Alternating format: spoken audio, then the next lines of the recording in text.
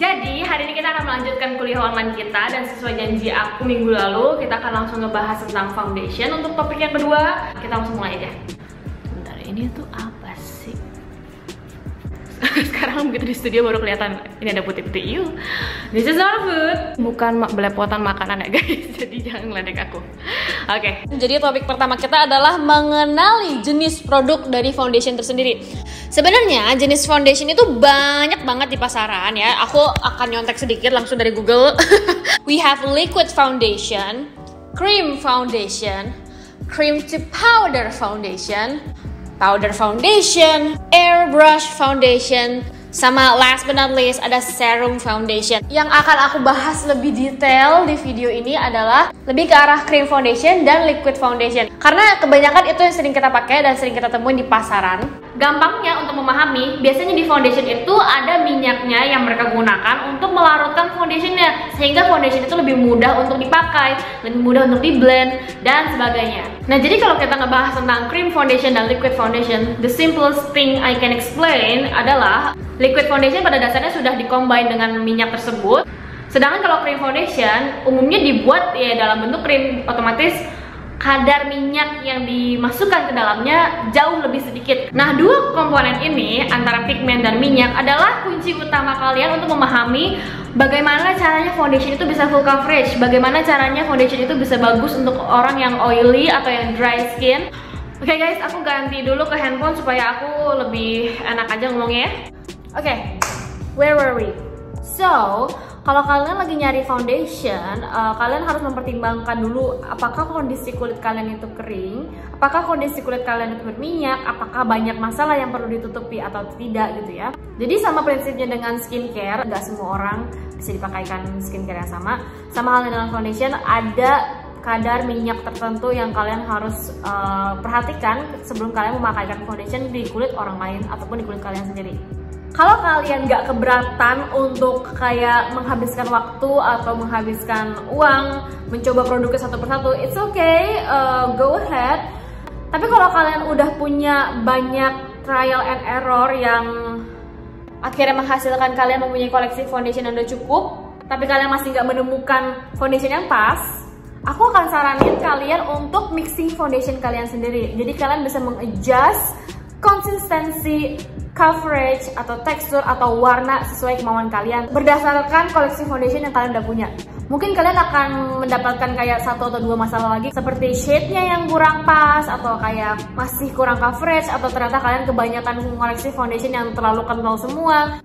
Jadi kalian akan tetap beli satu atau dua produk lagi, but at least kalian bisa menurunkan frekuensi kalian untuk beli foundation terus. Nah, aku akan pakai contoh cat minyak. Kalian bayangkan misalnya cat air atau cat minyak yang masih di dalam tube-nya. Biasanya kan konsistensinya pekat dan cenderung kayak kental, kayak pasta gitu ya. Pokoknya konsistensinya adalah thick. Dan kalian pasti familiar kalau kalian pakai cat dengan kayak gitu aja. Pertama akan susah di blend karena teksturnya pekat. Dan kedua, warnanya akan sangat pigmented.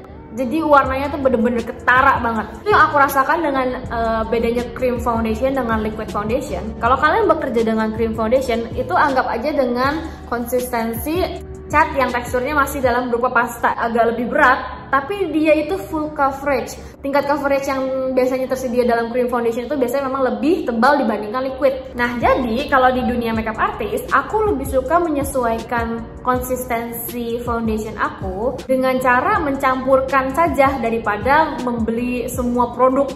Nah, jadi kalau kalian adalah followers Instagram aku, mungkin kalian sudah mengamati ya beberapa story highlights yang aku udah simpan. Di situ aku menjelaskan kalau misalnya aku tuh suka mencampurkan 3 jenis foundation. Cream foundation, foundation yang kental, dan foundation yang cair. Foundation kental dan cair ini maksudnya apa? Maksudnya adalah sama-sama liquid foundation, tetapi tingkat kepekatan dari minyak dan pigmennya itu pasti mereka berbeda. Ada yang lebih oily dan ada yang lebih kental. Nah, cara taunya gimana? Hal termudah adalah cek oil comparison. Biasanya orang suka banyak nge-upload foto oil comparison mereka. Kalian bisa lihat di Pinterest, kalian bisa lihat di Google, atau kalian bisa cek story highlights aku juga, karena kebetulan aku dan beberapa followers terdekat aku yang sangat baik kita udah membandingkan oil comparison chart juga dari beberapa jenis foundation. Dari situ kalian bisa lihat mana yang mengeluarkan minyak terbanyak. Itu artinya dia adalah foundation yang teksturnya cair, atau foundation mana yang mengeluarkan sedikit minyak, dan itu biasanya kita sebut dengan foundation kental. Aku udah kumpulin beberapa faktor yang bisa menentukan apakah foundation itu tepat atau enggak untuk kita gitu, gimana cara ngeliatnya. Faktor pertama adalah kondisi kulitnya dulu. Kalian harus bisa ketahui kondisi kulit kalian itu gimana. Misalnya kalau kalian oily, berarti kalian membutuhkan foundation yang gak terlalu oily. Kenapa? Supaya kalian gak menambahkan minyak lebih banyak ke muka kalian. Atau kalau kalian kulitnya kering, berarti kalian membutuhkan minyak yang sedikit lebih banyak dibanding orang yang oily, supaya kadar kelembapan di muka kalian tuh tetap terjaga dengan foundation tersebut. Kenapa aku campur 3 itu? Kenapa nggak campur 2 aja? Sebenarnya gini, nggak ada batasan untuk kalian apakah kalian harus mencampurkan 2 produk, 3 produk, atau mau 6 produk sekalipun. Aku selalu membayangkan gini, aku mau semuanya balance ya. Sama kayak skincare, foundation aku pun harus balance. Ketika kita ngomongin balance, artinya aku mau semua orang tuh bisa pakai foundation yang rata. Gak usah ketebelan, gak usah ketipisan, tapi semuanya tuh imbang, cukup pas. Karena misalnya kalau ketebelan akan beresiko, entah misalnya nanti acaranya panas dan kita akan berkeringat, malah jadi crack atau cake face. Sedangkan kalau ketipisan, dikhawatirkan nanti kalau di foto hasilnya nggak HD, nggak kelihatan warnanya, nggak kelihatan kayak di make upin. Anyway, regardless, aku mau bisa mengaplikasikan foundation itu sama rata ke semua orang. Nah, bagaimana caranya kita bisa mengoleskan foundation yang rata di orang yang punya banyak masalah kulit?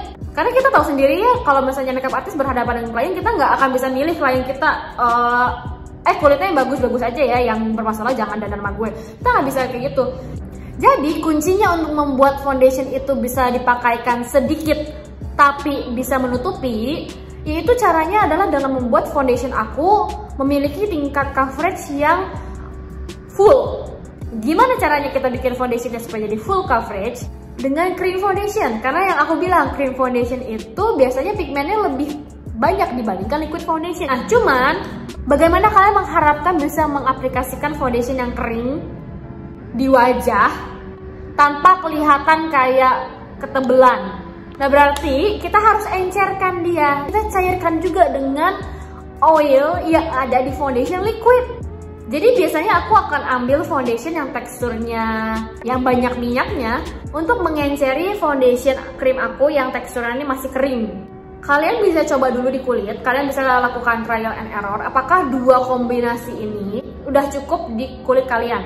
Aku merasa kalau misalnya aku cuma campur dengan foundation yang banyak minyaknya, tekstur krim yang tadinya full coverage somehow akan jadi menurun tingkat coveragenya karena kita encerin dengan liquid foundation. Jadi sama aja kayak kita pakai liquid foundation juga, guys. Minyak yang kita tambahin ke mixingan ini kadang-kadang mungkin agak sedikit terlalu banyak, sehingga nanti hasilnya di wajah kita itu juga agak sedikit slippery. Atau misalnya di blend pakai spons, foundationnya akan keangkat lagi dengan spons. Jadi it will be safer untuk mencampurkan lagi dengan foundation yang teksturnya kental. Jadi kita kayak bikin foundationnya agak lebih berat lagi. Nah, kenapa sih nggak langsung dicampurin aja cream foundation dengan foundation yang kental? Sometimes hasilnya malah terlalu jadi hyperpigmentation dan jadinya terlalu berat. Jadi kalau dipakai di kulit itu teksturnya kayak heavy atau kayak bikin crack di area under eye. Jadi menurut aku amannya adalah mencampurkan ketiga-tiganya, cream, liquid foundation yang kental, dan liquid foundation yang cair. Aku sih ngerasanya sama halnya dengan bikin adonan kue. Misalnya kalian butuh komponen padat, tepung, terus kalian bisa cairkan sedikit dengan air. Tapi apakah 2 itu langsung bisa membuat adonan roti atau kue yang pas? Pasti kan kalian akan adjust sedikit dengan, oh kita tambahkan telur yang sedikit lebih kental, oh ditambahkan susu kental, atau ditambahkan kayak lelehan coklat. Ada yang mengimbangi dari padatnya, dari cairnya, dan dari pengentalnya. Dan sama halnya dengan resep, kalian nggak mungkin bikin semua tipe kue dengan resep yang sama. Pasti ada kadar telur yang berbeda, kadar air yang berbeda. Pun halnya dengan membuat racikan foundation untuk beda-beda orang, pasti kalian harus menyesuaikan sendiri. Jadi sebenarnya aku nggak bisa kasih ke kalian resepnya, karena banyak banget yang biasanya suka nanya ke aku perbandingannya. Bagaimana caranya membandingkan komposisi foundation? Sejujurnya guys, semua orang itu treatmentnya beda ya gitu. Coba aja kalian mixing foundationnya, terus kalian pakein ke kulit. Pas di mixing, apakah dia kayak susah disebarkan, misalnya kayak oh kok jadi kayak nempel di sponge dan gak mau nempel di kulit. Oke, mungkin foundationnya terlalu heavy. Sama kebalikannya, kalau misalnya pas kalian pakaikan di wajah itu konsistensinya terlalu cair, kalian blend pakai spons, kok gak ada yang nempel ke muka, nempel ke spons semua, berarti dia teksturnya ringan. Saking ringannya dia gampang diangkat sama spons. Oke, kita udah ngomongin kondisi kulit, kita udah ngomongin tekstur, dan sekarang kita ngomongin warna. Hello. Oke.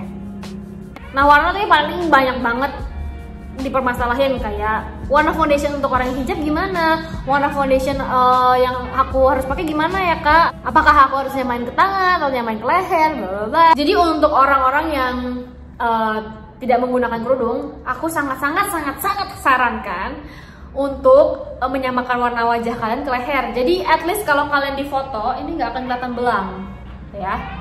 Cuman kalau misalnya yang berhijab, ini yang aku bilang tergantung acaranya ya. Terkadang kita menghasilkan hasil makeup itu nggak cuma untuk acara doang, tapi ada yang namanya photoshoot. Dan kita nggak akan tahu apakah fotografer ini mengincar pose yang mengandalkan tangan. Gak cuma fotografer, makeup artist pun kalau kalian mau bikin portofolio, kalian pasti tahu kalian itu akan memainkan tangan model kalian ya. Nah, sekarang kalau tangan kalian belang dengan wajah, terus kalian berpose, terus ada perbedaan kontras antara wajah dengan tangan, apakah itu justru nggak menarik perhatian orang? Ya terus titik tengahnya gimana Sar? Karena aku memang dasarnya tangannya lebih gelap dibanding badan yang lain, karena yang lain tertutup, tangan enggak gitu ya. Ya kalian pilih, kalian mau menyesuaikan wajah kalian ke tangan tapi hasilnya jadi gelap, atau kalian mau sesuaikan tangannya ke wajah. Untuk orang yang berhijab, mungkin problem kalian adalah cuma di bagian area tangan ini ya. Jadi kalau misalnya mau pakai foundation di tangan, itu jauh lebih mudah. Tapi untuk orang-orang yang menghadapi klien yang tidak berhijab, otomatis lehernya kelihatan, belakang kupingnya kelihatan, dadanya kelihatan, punggungnya kelihatan, bahunya kelihatan. Kalau misalnya kalian mau menyamakan seluruh tubuh kalian sehingga warnanya sama dengan foundation, ya silahkan juga gitu. Cuman menurut aku itu jauh lebih melelahkan. Ya kalau aku sih rasanya jauh lebih mudah kalau aku nyesuaiin warna muka ke badan dibandingin warna badan aku ke muka. Oke, jadi kita udah ngomongin jenis-jenis foundation. Kita sudah ngomongin bagaimana menentukan foundation yang tepat. Sekarang kita ngomongin bagaimana cara mengaplikasikan foundationnya. Aku merasa aku harus meluruskan dulu, sebetulnya tidak ada aturan yang pakem di dunia makeup. Nggak ada yang punya aturan tertulisnya yang mengatakan bagaimana cara mengaplikasikan makeup yang benar. Tapi ada teknik-teknik tertentu yang malah menghasilkan hasil makeup yang tidak rapi. Makanya kita kayak bikin standarisasi sedikit lah gitu ya. Aku hanya menjelaskan berdasarkan pengalaman karena aku merasa ini adalah teknik yang terbaik. Jadi ya. Nah tadi aku udah singgung sedikit, aku biasanya memakaikan foundation itu rata. Contoh gampangnya adalah aku praktekin dulu. Aku punya tato. Katakanlah tato ini adalah imperfection aku ya.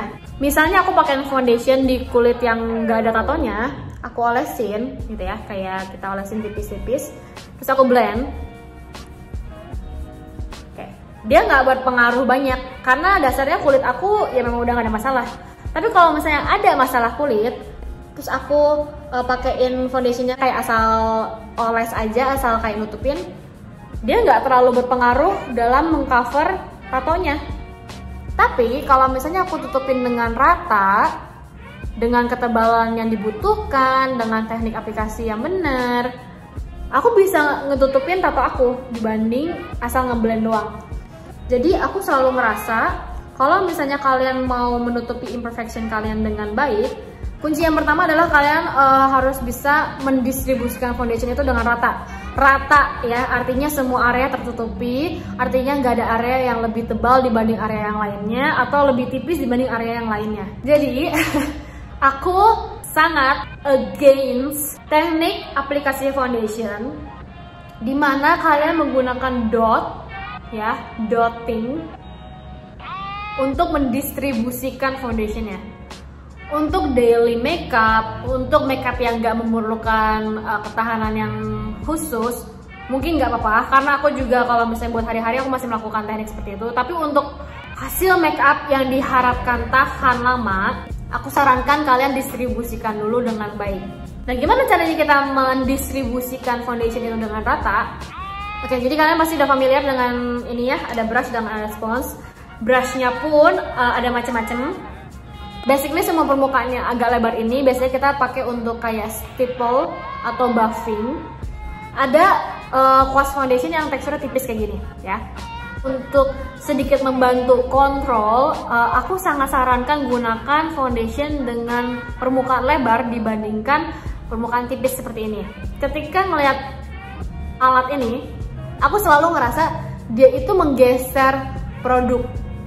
Nah, biasanya kalau foundation digeser ya, menurut aku nih, itu kayak nggak menjamin kadar ketebalannya itu sama.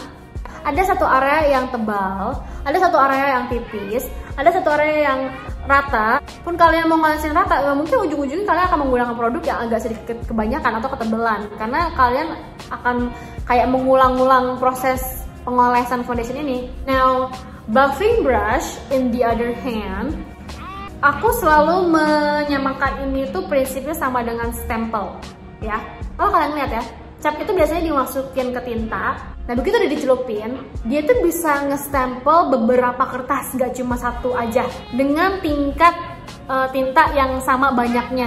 Jadi prinsipnya kalau dengan foundation, ketika dia dicelupin ke foundation, ada sepersekian foundation yang masuk dulu nih ke dalam brushnya, sehingga begitu diolesin ke wajah, itu tuh nggak langsung tebel, tapi kayak tipis-tipis secara dikit-dikit. Dan semakin kalian pushing ke kulit, nanti foundation yang ada di dalam dia keluar. Itu kenapa aku suka pakai buffing brush. Nah, sekarang kita ngomongin sponge. Nah, kalau sponge gimana? Nah, jadi gini, sponge itu kan biasanya digunakan dalam keadaan lembab ya. Nah, sponge yang lembab biasanya dia memiliki kemampuan untuk menipiskan foundation. Nah, jadi biasanya aku suka gunakan dia untuk ngeblend lapisan foundation yang aku udah ratain pakai brush. Karena kalau pakai brush, memang di wajahnya udah rata, tapi mungkin agak sedikit ketebelan. Makanya biasanya aku gunakan sponge untuk ngepress foundationnya ke dalam kulit, sehingga kalau ada yang kebanyakan keambil sama sponge, tapi dia itu nggak terlalu banyak ngambil. Nah, cuman karena dia itu bisa menyerap foundation, aku nggak rekomendasikan dia untuk dipakai langsung nih ke mixingan foundation. Karena yang terjadi begitu kalian mengambil foundationnya, itu otomatis foundationnya banyak yang keambil sponge, dan jadinya yang nempel ke kulit malah sedikit. Sekarang aku masuk ke question, karena aku udah minta pertanyaan dari minggu lalu ya. Nah, kulit perawatan dokter,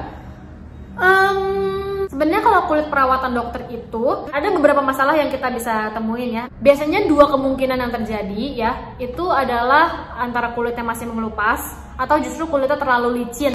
Aku nggak tahu kalian pernah megang krim dokter atau enggak, tapi krim dokter itu rasanya tuh lengket, bener-bener berat, bener-bener kayak bikin berminyak gitu ya. Jadi kulit mengelupas atau kulit licin ini itu kaitannya dengan skin preparation. Jadi kalau aku sih biasanya kalau kulitnya kering mengelupas ya aku banyak-banyakin pakai hydrating toner atau pakai hydrating essence supaya kulit-kulit yang mengelupasnya itu jadi lebih tidur sedikit. Dan treatment dia sebagai orang yang kulitnya kering, jadi foundation jangan terlalu berat, foundation cairnya mungkin agak sedikit dibanyakin. Atau misalnya kulitnya terlalu licin, misalnya nih kulitnya dia udah mulus, udah selesai perawatan dokter, tapi karena masih pakai krim dokter jadinya terlalu licin, aku akan treatment dia seolah-olah seperti klien yang kulitnya oily. Jadi nanti di skin preparationnya aku akan banyakin hydration, tapi pakai skincare yang ringan, yang mudah diserap kulit, sehingga nanti foundationnya nempelnya ke skin preparation kita, bukan ke kandungan minyak yang ada di dalam kulit dia. At least untuk bikin foundation yang nempel aja. Cuman mungkin finishnya nggak akan sesempurna kalau kita pakein foundation di kulit yang tanpa perawatan. Dan kalau udah kayak gitu, kalian harus bisa education ke kliennya. Itu resiko dari penggunaan krim dokter gitu ya. Aku bahkan sampai nyari research dulu nih barusan, kenapa sih krim dokter itu teksturnya tuh sangat-sangat lengket gitu ya. Jadi prinsipnya krim dokter adalah ya pada dasarnya mempercepat skin regeneration dengan proses chemical. Sel kulit mati itu benar-benar akan langsung ngelupas. Otomatis kulit yang baru tumbuh di bawahnya itu masih sangat rentan, masih sangat sensitif. Karena dia itu belum jadi kulit yang mateng, yang siap terpapar dengan dunia luar. Makanya krim dokter itu berfungsi untuk melindungi kulit yang masih sangat rentan ini, sehingga dibuatkanlah krim yang teksturnya pekat. Jadi itu kenapa kulit-kulit yang kebiasaan pakai krim dokter pasti akan jauh lebih licin, walaupun dia udah cuci muka, walaupun dia nggak pakai krim dokter sebelum di make upin, tapi at least kulit dia itu sudah terbiasa dengan moisture yang diberikan oleh krim dokter. Oke, ada lagi kasus yang bermasalah pakai foundation di area cuping hidung. Jadi ada kayak hitam, bintik-bintik hitam atau crack. Bintik-bintik hitam ini itu terjadi karena ada proses oksidasi foundation yang berlebihan di area hidung situ. Kalian perhatiin deh, pasti yang hitam-hitam itu kan bagian pori-pori kan. Khusus di bagian hidung ini nih yang bintik-bintik hitam, oksidasinya agak sedikit parah karena nggak cuma minyak dari foundation yang terpapar dengan udara, tapi juga minyak dari pori-pori. Minyak yang keluar dari pori-pori itu menyatu dengan foundation dan terpapar dengan udara, maka dia menciptakan warna yang lebih gelap dibanding the rest of the face. Jadi kembali lagi untuk masalah bintik-bintik hitam ini, sebenarnya kembalinya ke skin preparation. Antara kalian rajin-rajin scrub supaya sel kulit mati yang numpuk di hidung itu keangkat semua, atau kalian bantu tipu pori-pori kalian dengan skincare. Semakin banyak kadar air yang terserap sama kulit, mungkin produksi minyaknya juga nggak terlalu berlebihan. Kalau produksi minyaknya nggak terlalu berlebihan, otomatis kita bisa harapkan foundationnya juga nggak akan terlalu mengalami oksidasi yang begitu parah. Jadi penampakan bintik-bintik hitamnya tuh nggak terlalu ketara. And last but not least, dia aja marah nih dengan pertanyaannya. Kak, minta opini dong tentang bakar foundation.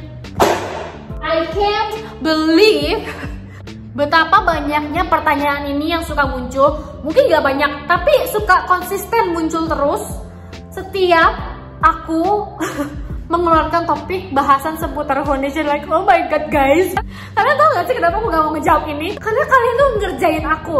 But I tell you what, aku akan jawab dan kalian akan nonton. Aku nggak tahu ya claims utama orang-orang nih yang ngebakar foundation apa, tapi asumsi aku mereka itu mengharapkan foundationnya jadi lebih gampang ngeset ke kulit karena jadi nggak terlalu basah, jadi nggak terlalu lengket. Nah, jadi yang sebelahnya ini yang kita bakar tadi itu agak matte ya, sedikit matte dan juga cepat ngikat. Kalau yang sebelahnya masih tetap glowing gitu, basah ya. Terus dibakar di atas lilin, katanya makeupnya tuh jadi lebih awet gitu loh, foundationnya tuh jadi lebih nempel, terus yang kayak kalau disiram air digosok-gosok tuh nggak bakal hilang gitu. Ya pokoknya basically mereka berharap foundation ini tuh jauh lebih cepet kering ya, cepet kering. Oke, jadi untuk bisa menjawab pertanyaan ini, aku langsung research komposisi utama foundation. Nah, komposisi umum ini salah duanya adalah dimetricon dan trimethyl siloxysilicate yang aku cari. Pada dasarnya komponen-komponen umum ini adalah komponen padat yang tidak larut dalam air. Dan fungsi utamanya adalah untuk mencegah anti-caking atau mencegah penggumpalan produk. Atau simpelnya kita bisa simpulkan pelarut-pelarut ini adalah minyak yang kita temukan di foundation. Nah, terus pada dasarnya kalian ngebakar foundation itu untuk menghilangkan minyak, untuk menghilangkan pelarutnya. Honey, think twice. Oke, sekarang aku bawa kalian ke pelajaran SD. Padat menjadi cair, cair menjadi gas, gas menjadi cair, cair menjadi padat. Nah, kita tahu ya, biasanya kalau misalnya benda cair dibakar itu terjadi proses penguapan atau evaporasi. But guess what, honey? Yang ada itu ketika minyak ditemukan dengan kondisi panas, itu terjadi pemecahan molekul. Mati nggak lo gue ngebahas molekul sekarang? Terus akhirnya aku ngobrol di panjang lebar, kita akan baca ya, aku udah pada salah kan, udah capek-capek nanya atau salah gitu kan, tunggu. Jadi malah kalau misalnya dari sisi lab itu, kalau di suhu panas justru foundation itu akan memisah. Jadi guys, minyak apapun itu memiliki kadar oksigen di dalamnya, termasuk foundation. That's why terjadi oksidasi. Nah, kembali lagi ke proses pembakaran. Ketika kalian ngebakar foundation, yang terjadi itu hanyalah pemecahan molekul. Kita nggak tahu apa yang pecah di dalamnya ya. Mungkin proses pembakaran yang kalian lakukan dengan foundation itu sebenarnya nggak ngebakar minyak, tapi kalian menghilangkan aqua, kadar air yang dimasukkan ke dalam foundation, atau oksigen, which is sama dengan kalian nggak menghilangkan atau memindahkan minyak yang ada di dalam foundation keluar untuk menguap. Sekarang bayangin aja guys, kalau minyak itu segampang itu menguap dengan api, minyak goreng mak lo semua di rumah itu cepat habis. Oke, kalau ini terlalu berat untuk dicerna kepala kalian, hal paling mudah adalah bayangin gorengan.